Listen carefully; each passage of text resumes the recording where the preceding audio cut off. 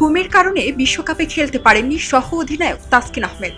বিষয়টি নিয়ে প্রায় সকলেই সোশ্যাল মিডিয়ায় করছেন হাসাহাসি। কিন্তু আপাত দৃষ্টিতে বিষয়টি দেশের ক্রিকেটের জন্য হাসির নাকি লজ্জার?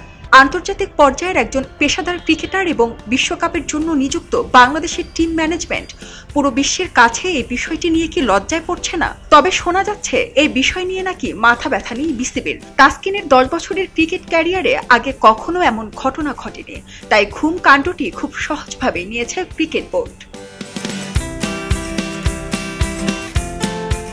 এবার একটু শুরুর দিকে যাওয়া যাক। সুপার 8-এ ভারতের সাথে ম্যাচের ঘটনা এটি।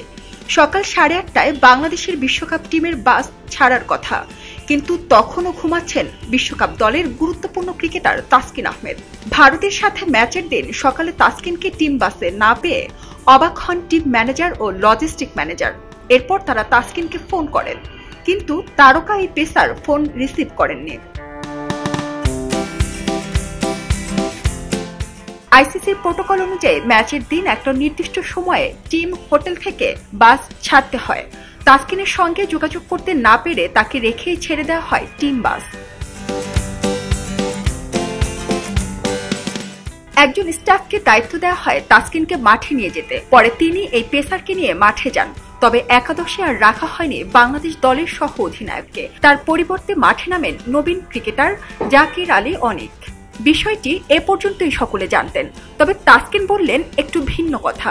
দেশের একটি গণমাধ্যম থেকে তাসকিনকে প্রশ্ন করা হয়, ঘুম থেকে উঠতে দেরি হওয়ায় আপনি নাকি টিম বাস মিস করেছিলেন?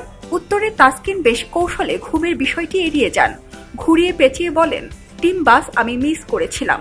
সকাল 8:30টায় ছিল বাস ছাড়ার সময়।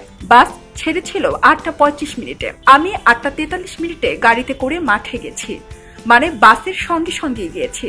আমাকে যে খেলায়নি সেটি দেরিতে যাওয়ার জন্য নয়, এমনিই খেলায়নি। হঠাৎ এমনি না খেলানোর বিষয়টি পরিষ্কার না করেই বলেন, কম্বিনেশনের কারণে একাদশে রাখা হয়নি তাকে। তাহলে এবার প্রশ্ন হচ্ছে, কম্বিনেশন ঠিক না থাকলে শেষ ম্যাচে আফগানিস্তানের সাথে তিনি কিভাবে খেললেন? যদিও পরে তিনি বলেছেন টিম বাস না ধরতে পারায় সতীর্থদের কাছে তিনি ক্ষমা চেয়েছিলেন। সারা জেরিন, খবরের কাগজ, স্পোর্টস।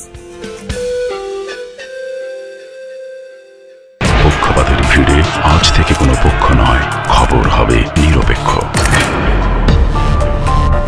বানোয়ার তথ্যবাদ, খবর হবে নিখাদ। ভেঙে গুজবের শিখ, খবর হবে নির্ভীক।